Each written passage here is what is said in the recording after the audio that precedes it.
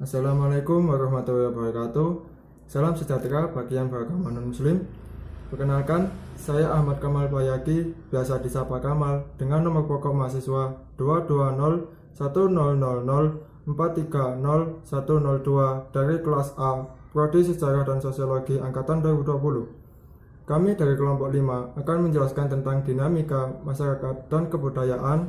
Yang selanjutnya saya persilahkan untuk teman saya menjelaskan. Assalamualaikum warahmatullahi wabarakatuh. Perkenalkan, nama saya Muhammad Misbahul Ulum. Di sini saya akan menjelaskan tentang materi dinamika pergeseran masyarakat dan kebudayaan.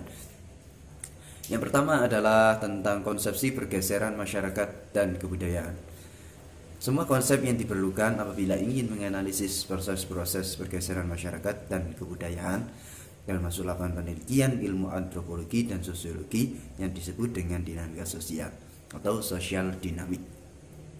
Di antara konsep-konsep yang terpenting ada mengenai proses belajar kebudayaan oleh warga masyarakat bersangkutan, yaitu internalisasi atau internalization, sosialisasi, socialization, dan enkulturasi atau enculturation.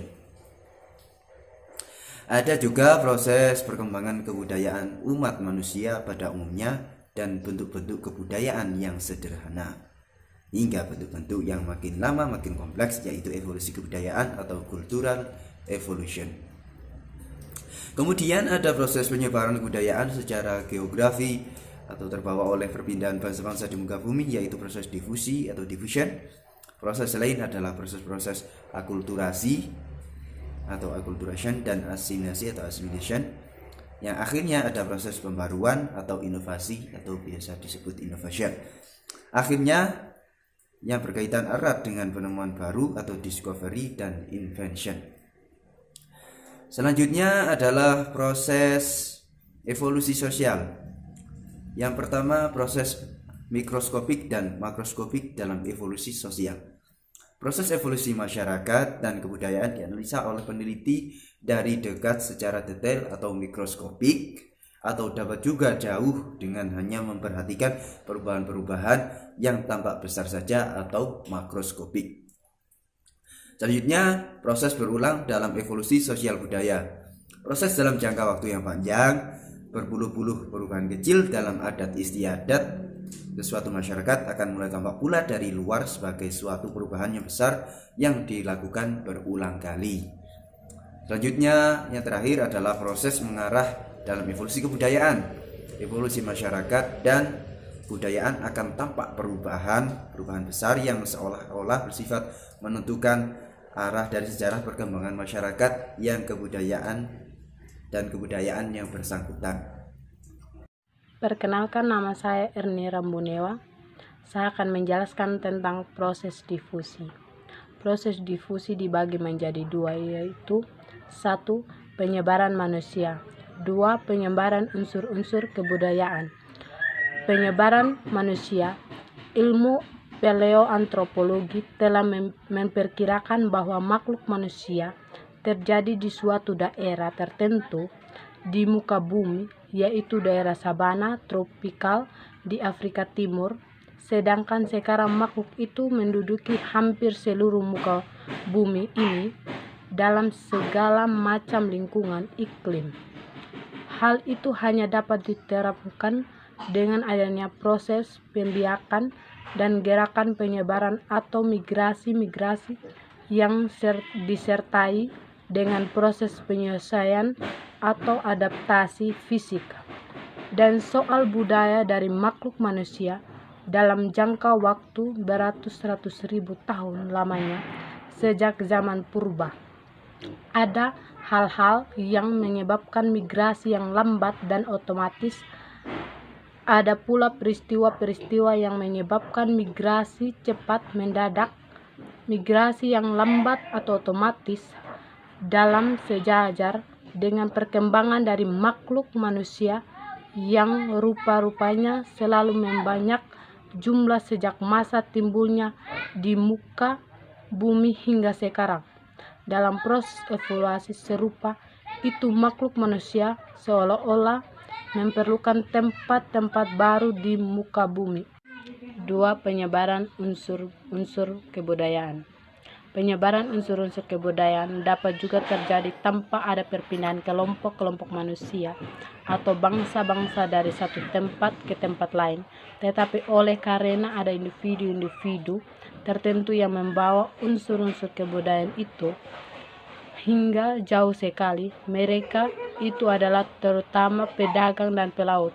Cara lain adalah bentuk hubungan antara yang disebabkan karena pedagang, tetapi dengan akibat yang lebih jauh daripada adanya yang terjadi pada hubungan sport. Unsur-unsur kebudayaan asing dibawa oleh para pedagang masuk ke dalam kebudayaan pemerintahan dengan tidak sengaja dan tanpa paksaan. Pemasukan secara tidak damai terdapat pada bentuk hubungan yang disebabkan karena peperangan dan serangan. Pemaklukan sebenarnya hanya merupakan titik dari proses masuknya unsur-unsur kebudayaan asing yang disebabkan baru mulai berjalan.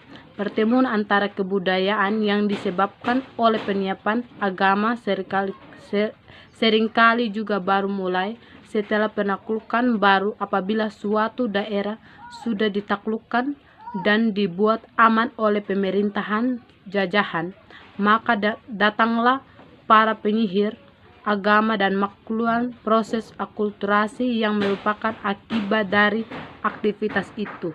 Suatu proses difusi hanya dari sudut bergeraknya unsur-unsur kebudayaan dari suatu tempat ke tempat lain di muka bumi saja, tetapi terutama sebagai unsur proses di mana unsur-unsur kebudayaan dibawa oleh individu-individu dari suatu kebudayaan dan harus diterima oleh individu-individu dari kebudayaan lain, maka terbukti bahwa tidak pernah terjadi difusi dari satu unsur kebudayaan. Unsur-unsur itu selalu berpindah-pindah sebagai suatu gabungan atau suatu kompleks yang tidak mudah dipisahkan. Assalamualaikum warahmatullahi wabarakatuh. Perkenalkan, nama saya Ogi Nur Prasetyo. Kali ini saya akan melanjutkan bahasan dari teman-teman tadi mengenai proses akulturasi dan asimilasi. Jadi menurut Ko Chandraningrat, akulturasi adalah proses sosial yang terjadi ketika kelompok sosial dengan kebudayaan tertentu terkena budaya asing yang berbeda atau perpaduan antara dua kebudayaan. Lebih jelasnya seperti itu. Penyebab akulturasi dapat dibedakan menjadi dua faktor, yaitu faktor internal dan eksternal. Faktor internal penyebabnya terjadi karena akulturasi adalah yang bersumber dari dalam masyarakat itu sendiri. Contohnya penduduk yang semakin bertambah dan berkurang karena adanya kelahiran dan kematian, imigrasi dan lain-lain. Terus kedua, faktor eksternal adalah faktor-faktor penyebab terjadinya akulturasi yang sumbernya berasal dari luar. Faktor itu kemudian mempengaruhi masyarakat dan mengubah tatanan masyarakat. Contoh terjadinya peperangan. Terus pengaruh kebudayaan asing melalui proses difusi, akulturasi dan asimilasi. Kemudian jenis akulturasi yaitu substitusi, proses penggantian unsur budaya yang lama diganti dengan unsur budaya yang baru dengan memberikan nilai tambah bagi penggunanya. 2. Sinkretisme, yaitu proses terbentuknya suatu sistem baru sebagai akibat perpaduan unsur budaya lama dengan unsur budaya baru. Contohnya itu biasanya terjadi di keagamaan lah. Terus ketiga, penambahan, addition, yaitu proses pemberian nilai tambah. Terus ada pun jenis akulturasi sebagai berikut. Ya, itu tadi sudah. Terus selanjutnya itu originasi, proses masuknya unsur budaya baru yang memberikan perubahan besar dalam kehidupan masyarakat. Contoh listrik, masuk desa terpencil, terus ya banyak seperti jalan, internet gitu. Penolakan, rejection, yaitu penolakan terhadap budaya yang baru karena dianggap memberikan dampak negatif di mana masyarakat tidak siap atau tidak setuju dengan pembaruan budaya tersebut. Berikut contoh akulturasi di seni bangunan seperti masjid, candi Borobudur, atau candi kan banyak sih candi di Indonesia yang Hindu, Buddha, terus yang Islam itu, yang masjid ada yang berbentuk seperti punden berundak. Terus seni rupa seperti patung Buddha, relief, perahu bercandi, dan lain-lain. Terus ada juga dampak akulturasi, yaitu terjadinya perubahan cara pandang individu mengenai kehidupan masyarakat, misalnya berubahnya cara berkomunikasi yang dulunya secara langsung sekarang secara tidak langsung, ya lewat telepon lah, HP seperti itu, WhatsApp. Terus dua, terjadinya perubahan dalam hubungan sosial di masyarakat, misalnya kalau dulu dianggap tabu sekarang dibicarakan lebih terbuka. Terus yang ketiga, wawasan dan pengetahuan masyarakat semakin luas. 4, terjadi perubahan mentalitas, rasa malu dan keahlian masyarakat, misalnya ada persamaan hak dan tanggung jawab wanita dan pria dalam berbagai bidang, khususnya hak politik. Terus berikutnya yaitu asimilasi. Menurut Ko Chandraningrat, asimilasi adalah proses perubahan sosial dalam masyarakat yang terjadi karena adanya perkembang dan hubungan interaksi sosial yang terus-menerus dan serius. Kondisi tersebut pada akhirnya mendorong masyarakat untuk membaurkan kebudayaan yang ada dan upaya mengakomodir semua pihak dalam menata bentuk keteraturan sosial yang sudah ada. Proses asimilasi dapat ditandai sebagai upaya mengurangi perbedaan antara kelompok dengan tujuan untuk mempererat kesatuan tindakan, perasaan, pemikiran, dan sikap dengan mempertimbangkan kepentingan dan tujuan kelompok tersebut. Terus ada juga syarat asimilasi, yaitu 1, terdapat 2 kelompok atau lebih yang memiliki kebudayaan berbeda. 2, tidak terjadi interaksi sosial dan pergaulan yang terjadi antara individu dan kelompok sosial secara terus-menerus.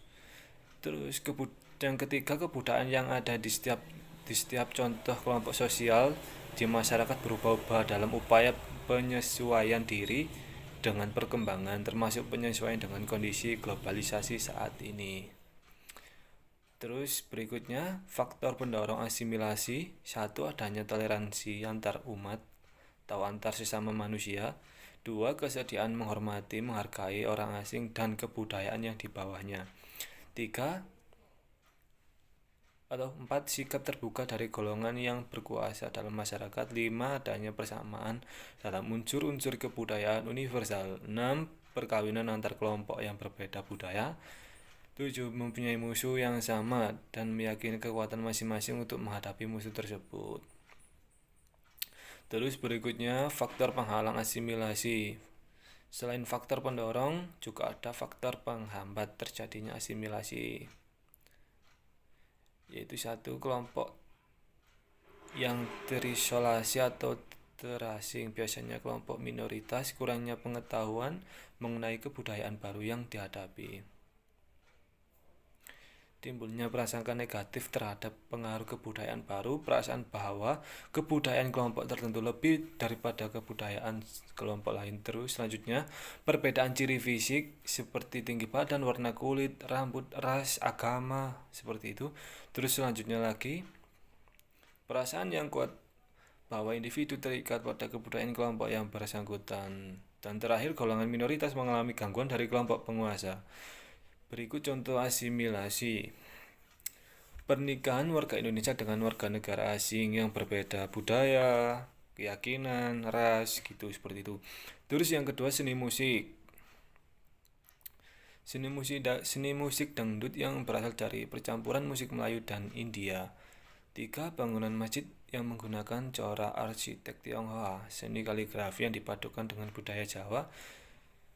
Terus perpaduan antara candi Hindu-Buddha, terus masjid yang di Indonesia itu banyak yang seperti punden berundak gitu menaranya. Dan itu tadi guys, itu tadi teman-teman bahasan lanjutan dari kelompok saya. Demikian kurang lebihnya saya mohon maaf. Saya akhiri. Assalamualaikum warahmatullahi wabarakatuh.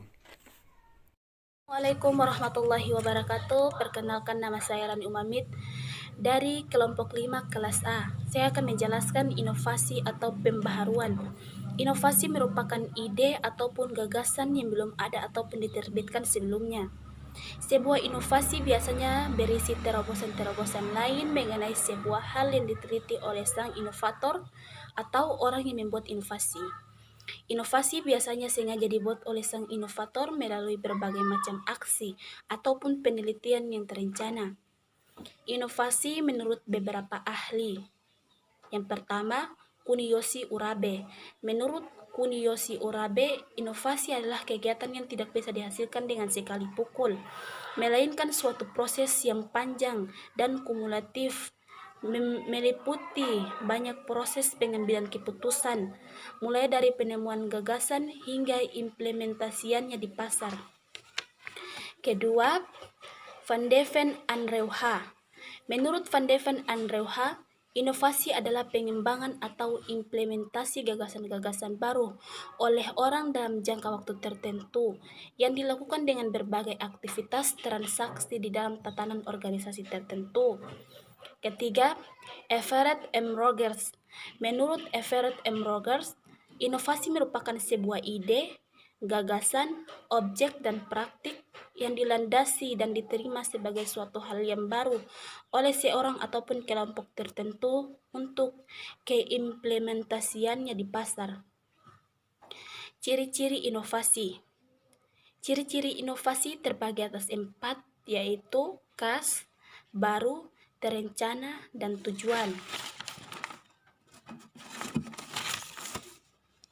Ciri utama dari sebuah inovasi adalah khas.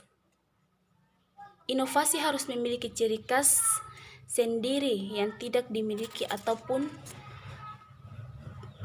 ada pada ide ataupun gagasan yang sudah ada sebelumnya. Tanpa ciri khas yang spesifik, sebuah ide ataupun gagasan tidak dapat digolongkan menjadi inovasi baru. Ciri kedua dari inovasi adalah baru. Setiap inovasi haruslah merupakan ide ataupun gagasan baru yang memang belum pernah diungkapkan ataupun dipublikasikan sebelumnya. Ciri ketiga inovasi adalah terencana. Sebuah inovasi biasanya dibuat dan direncanakan untuk mengembangkan objek-objek tertentu. Dengan kata lain, setiap inovasi yang ditemukan pada dasarnya merupakan kegiatan yang sudah direncanakan sejak awal. Ciri keempat inovasi adalah tujuan. Seperti yang sudah dijelaskan pada poin-poin sebelumnya, inovasi merupakan aktivitas terencana untuk mengembangkan objek-objek tertentu. Tujuannya untuk mengembangkan objek-objek tertentu.